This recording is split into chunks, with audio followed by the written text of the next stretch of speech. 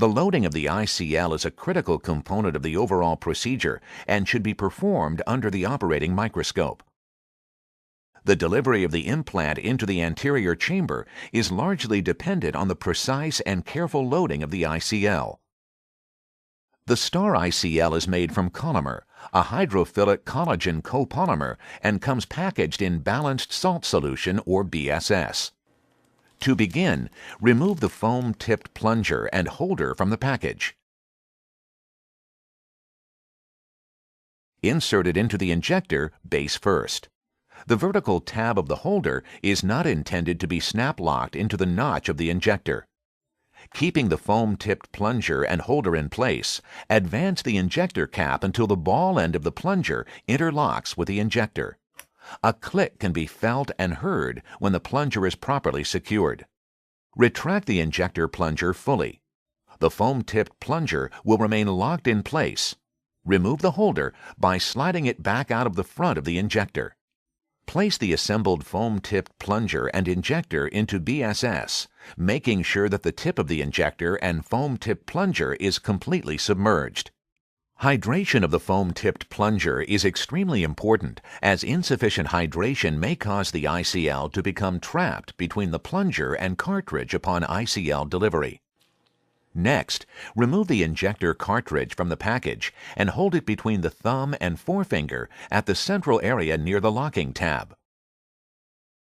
Fill the injector cartridge with BSS.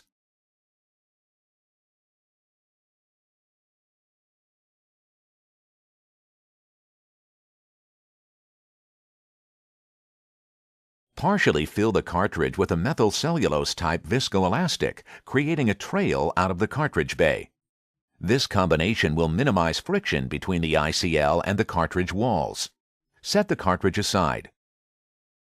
Using a forceps, gently lift the ICL from the vial by carefully grasping the lens haptic.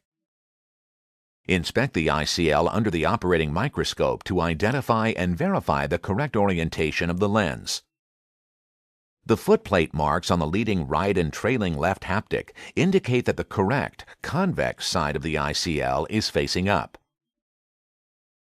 With the cartridge in one hand and the forceps holding the ICL in the other, place the ICL into the cartridge bay so that the long axis of the lens is positioned into the groove, under each side rail of the cartridge. This usually requires starting one long edge of the ICL under one rail and rolling the wrist to position the opposite side of the ICL under the opposing rail. Remember that the ICL must be convex in the cartridge, with both edges below the side grooves of the cartridge.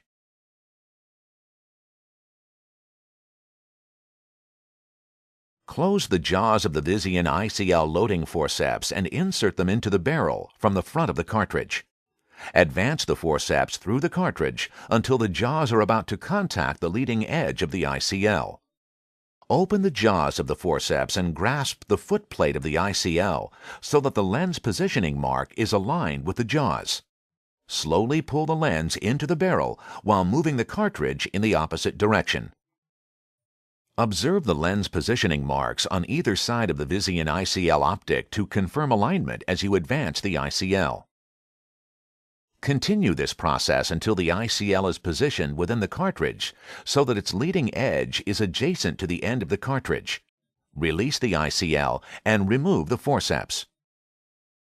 Slide the cartridge into the front of the injector and snap lock the vertical tab into position.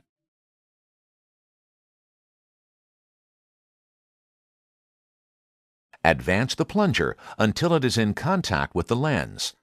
The final lens position should be within approximately 2 millimeters of the end of the cartridge.